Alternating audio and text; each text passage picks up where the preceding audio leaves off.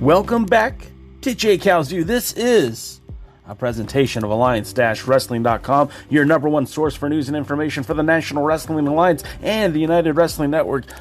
My name is JayCal, and this is my point of view. This is my journey. This is the journey of a journalist. This is the place where I pontificate about professional wrestling. And on this episode of JayCalsView, we take a look back at 2020. What a dumpster fire of a year, man. And as somebody who likes to try to keep things positive, 2020 was difficult. It was hard. And it was probably harder for the National Wrestling Alliance than just about anybody in the world of professional wrestling. I mean, let's face it, there were so many plans that were laid to waste because of the global pandemic. And I've heard you guys in the Discord chat rooms. I've heard you guys on Facebook and on Twitter. JayCal's being really hard on the NWA. And maybe that's true. And maybe that's true. What I won't do on my podcast, especially on JayCalsView, is celebrate mediocrity. Now, maybe I shouldn't be out here saying this because, yes, we are in the middle of a global pandemic. And yeah, guys, it sucks. It genuinely sucks. And I feel bad for everybody that was associated with the National Wrestling Alliance, everyone that's still associated with the National Wrestling Alliance, because let's face it, there's no way you could have planned for a global pandemic. 20-year plan or not, there's no contingency plan. And yes, the big boys can still play because the big boys have big money with big contracts and big obligations, where the NWA has really none of these. So, as disappointed as we all are, we have to persist. And yes, I have been critical of the NWA because, in my opinion, nobody is beyond critique, including myself. So, we'll take a look back at the NWA in 2020. Plus, I'll throw some ideas that I had for NWA Shockwave. I don't think they're going to go with them because they've already announced the card for next weekend. Well, it doesn't feature any of my matches. But, you know, the good thing about 2021 being an absolute plummet for everyone, including the NWA, is that there's only one place to go in 2021, and that's up. And I really do feel like the national treasure, Nick Aldis, is the man to lead the NWA into 2021. And I do believe that in 2021, we will see a return to form for the world's heavyweight champion. But we need to talk about 2020, and we'll do that after this.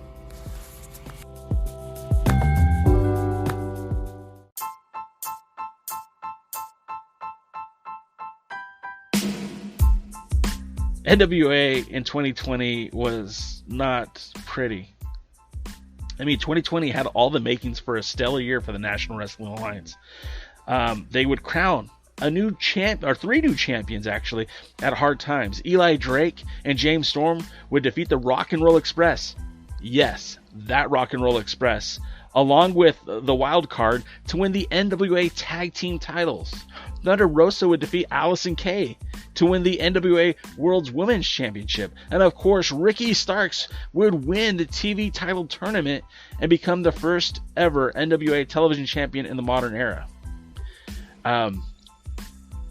After the pay-per-view, Hard Times, the following 2 days, they would tape for 2 days, which would equivalent to about 7 episodes of prime time. The 7 episodes would translate to why can't I talk anymore? Let me try that again. So after the pay-per-view, they would film for 2 days, which would have basically become 7 episodes of NWA Power. In that time, they would crown another new TV champion in Zicky Dice. They would have this footage set up for weeks to come. In fact, the show would last until March. All these tapings would give them enough content till March. Then they had also dark matches taped for what would be the circled squared content, right? That was like the American Idol version of the NWA, where they would bring in the talent, have them wrestle, have them cut promos, and let the fans vote on who would stay or who would go. Again, a lot of interesting things that were in the works. They had Circle Squared, 10 Pounds of Gold, and NWA Power. And then also, they had this storyline set up for the world title with Nick Aldis and of course Marty Scurll. And then the pandemic hits, and it's the first time since 1918 that a global pandemic has affected the entire world. I mean, it did not only derail the momentum for the NWA, but it damn near closed the promotion altogether. All the planned pay-per-views, dead. All the live events, dead. And I mean, this was nearly a death blow for the NWA. It was said by many times by the NWA front office that the NWA Power wasn't profitable, but mostly it was a vehicle to advertise merchandise and to hawk the pay-per-view. Like, this was a means to an end. Yeah, they made some money on YouTube, but let's be realistic. The money that you make on YouTube is not very much. In fact, I have numbers for that. Let me go to the numbers. It's kind of funny when you think about YouTube and the amount of the potential to make money. I mean, who do you think has promoted the most amount of YouTube videos? Do you think that it's the WWE? You think it's AEW? Wrong. It's Impact. Impact Wrestling has over 15,000 uploads to the YouTube page. The NWA has 333. By comparison, the WWE has 1,500. AEW has 1,600. Ring of Honor has 3,200. The NWA has 333. That falls in line with MLW, who has 409, and United Wrestling Network that has 468. Now, if you take those numbers, and these are all from socialblade.com. You could visit socialblade.com. I am not a gatekeeper. I will tell you where I get my information if you want to do your own research. If you go to what they're making on average per day, not per video, not per view, but on a daily average, what they're making, I won't even talk about United Wrestling Network. But MLW makes anywhere between $16 to $259 a day. Ring of Honor makes anywhere between $32 and $514 a day. WWE makes between $16 and $250 a day. Seems very low for the world's largest wrestling promotion. The NWA makes between $3 and $47 a day. And this is where it gets awesome if you're promoting these events. Ring of Honor makes anywhere between $32 and $514 a day. But AEW, their YouTube channel's only been around since 2018, makes between $218 to $3.5 thousand a day from YouTube. And Impact makes between $238 to about $3.8 thousand a day. Now, these are highs and lows. Somewhere in the middle is where the reality is. But think about that. These wrestling promotions have this ability to make that much money. Now, the length of the times the channels have been around definitely impact this. How many subscribers a channel has, how often and how regularly they post. And of course, there's that darn YouTube algorithm that I don't quite understand. And I absolutely have no answer for. But Impact has 3 times the amount of videos uploaded than all of them combined. And they earn money that's about neck and neck with AEW. So, you just think about what YouTube generates. And again, a lot of NWA fans are saying, hey, we'll bring Power back because, YouTube views will pay for it. No, they don't. They don't. YouTube is strictly a vehicle to promote the pay-per-views and to promote merchandise. That's where they make money. And ticket sales as well. I saw DKM mention that in the comments. Ticket sales as well. But for example, when I went to the first Power tapings, I could have bought a ticket for $20, or I could have bought the VIP tickets for $100 and get to do a meet and greet after the show. You sell enough meet and greets, you're going to pay for the show. But realistically, let's say they only sell 20 of those at $100 a pop. That's $2,000. That pays for some of your talent, if not a good chunk of it. And so, I mean, there's a lot more to it than that. Of course, merchandise sales mean a lot, both at the live events and online. And again, yes, there is some income to be made through YouTube, but it's not the end-all be-all. It's not going to make the company anything. You know, it's not going to keep them in business if everything else is failing. So, with all the live events canceled, NWA Power not being a profit generator, they made the decision to stop all live events. They tried to use a model to create content that was not in the traditional sense of producing live wrestling. Just didn't work. It turns out, in the infamous words of DKM, wrestling fans want wrestling. Carneyland was a bust. And although I really did enjoy the podcast features that they had, like What's Causing All This, the Eli Drake Show, Inside the NWA, and NWA Girl Power, again, none of these mustered up anything in terms of views. I mean, we're talking about 3,000 views when NWA Power was averaging over 100K on each and every view. They started up that Carneyland along with a matching Patreon to get subscribers into the account. They would have early access to these podcasts, but they would also have they'd have access to the podcast early, but they would also be granted access to talent via Zoom chats. And these Zoom chats are still going on as we speak. And the different tiers were like $50 a month for the subscription, $10 a month for the subscription, $5 a month for the subscription. And there were different other benefits like discounted merchandise or sometimes free merchandise. But all in all, none of this really generated a buzz for the NWA. I mean, they even released an entire episode complete with commercials from the Paul Bosch library and only were able to manage to get 30,000 views. The NWA was dealt another blow when Dave Lagana, the NWA executive vice president, and let's face it, the man that was spinning all the plates, stepped down amidst the controversy of the speaking out movement, the same movement that claimed Marty Scurll and a lot of the UK talent, but specifically to the NWA, this would end all the digital offerings and put the NWA basically on hiatus for about 2 months. The NWA started to try to create some energy, create some content, to create some motivation, to create people caring by doing more shows related to stuff that's already been taped. So like they did the 5 on it, the top 5 countdown for the moments with the NWA. Again, this didn't really generate any buzz.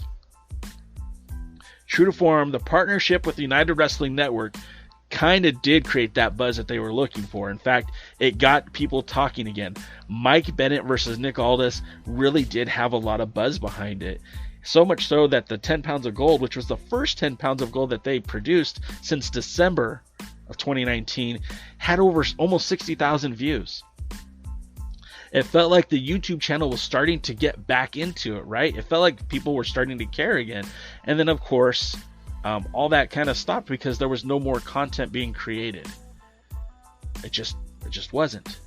Now, the partnership with Primetime Live had a lot of title matches and a lot of, again, buzz. But for the traditional NWA fan who wasn't buying these pay-per-views, there was radio silence. It wasn't until NWA Shockwave started 2 weeks ago that they started getting that fan base back. They started getting people watching again. And like, it's a true to form in terms of they're getting numbers that are similar to what they were getting with NWA Power. We're talking about 100,000 people watched the premiere episode of matches that already happened, that matches were already taped. The second episode is, as of this morning, was at 76,000, which is not quite 100K, but beats everything else they've done. In fact, if you were to ask me, I say let's try to stretch this out as much as we can. Now we know that tonight, on tonight's episode of NWA Shockwave, we're gonna see what do I got here? Oh yeah, we're gonna have Allison Kay versus Nicole Savoy, which is gonna be a great match. Even if I hadn't already seen it, I tell you that's gonna be a great match. You get the tag team match with Eric Watts and the Pope, Elijah Burke. He was D'Angelo Dinero at some point, but Elijah Burke. Fighting against Effie and Zicky Dice. And then, of course, we get the national title match between Trevor Murdoch and Aaron Stevens. But then, if you look at the next episode of what they actually have available, I mean, they've got, in the can, we know from Primetime Live number 6, they've got Elijah Burke and Aaron Stevens for the TV title. We know that's there.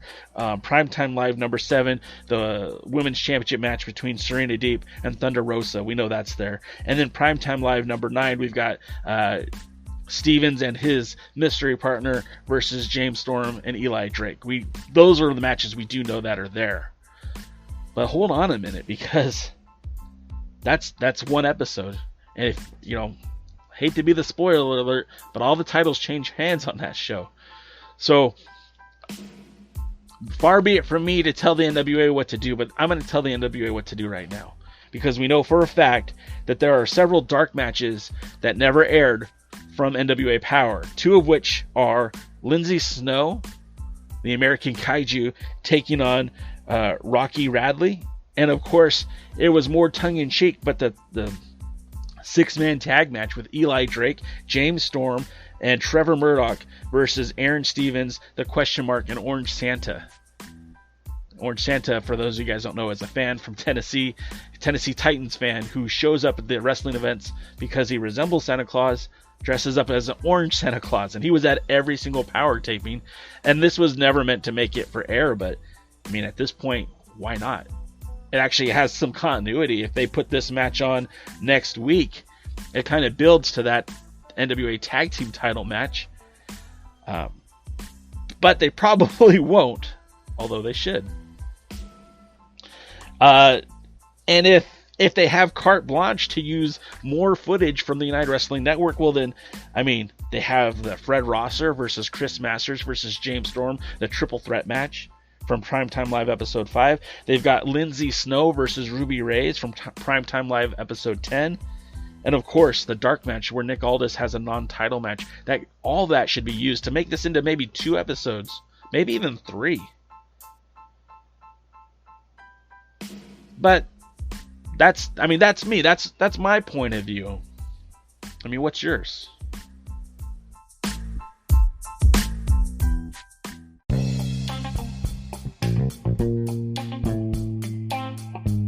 It's hard, right? Because I'm the biggest cheerleader for Primetime Live for the United Wrestling Network for my friend David Marquez. I'm also a huge cheerleader for the National Wrestling Alliance. I want these companies to all succeed. I have people who I consider friends working for both companies. But at the end of the day, everyone has to do what they have to do.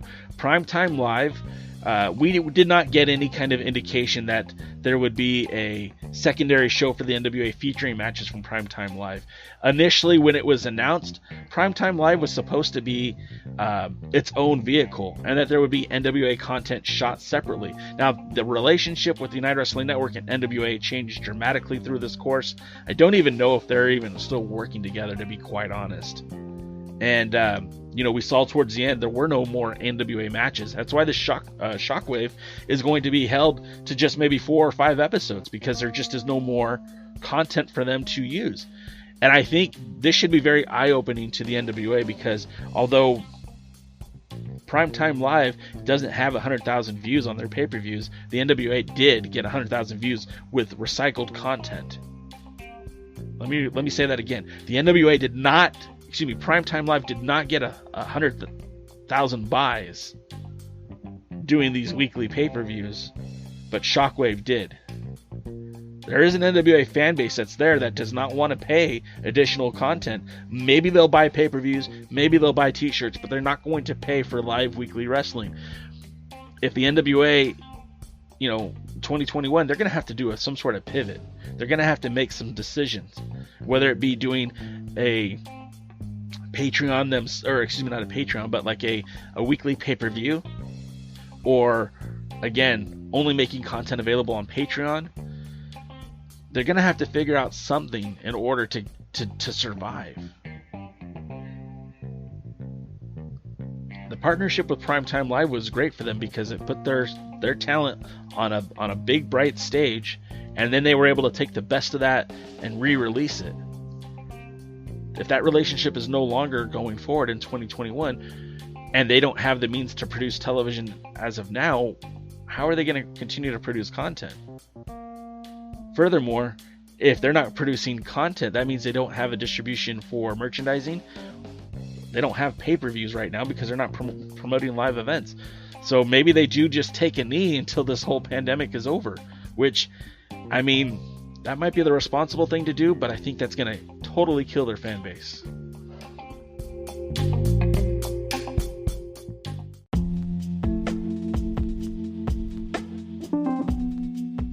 Going back to 1948, that's their bread and butter. We all believe, because of Jim Crockett Promotions, that studio wrestling is the end-all be-all for the NWA, but that's not true. And not every single match that Ric Flair wrestled in when his 300 of 365 days was in a or was in an arena. A lot of these were in bingo halls. A lot of these were in school gymnasiums. I mean, let's take this whole idea that it has to be in an arena out of the picture. The studio environment should have showed them that there are other avenues to be successful. And again, setting up a building in Atlanta or in Tennessee makes a hell of a lot more sense, considering that's where the world champion lives and like 2/3 of the roster live. And put on an event. Don't invite the fans. Do these shows. Do them in secret. Tape them and just start releasing. Don't tell us it's going to happen. Just boom, drop it in our laps. Surprise the hell out of us. Give us a 2021 that we were just like, oh crap, I can't believe the NWA did that. Because if they want to be competitive, if you want to mention the NWA in the same circles as Major League Wrestling, as Ring of Honor, they have to do this. Otherwise, this is just a vanity project and a waste of time.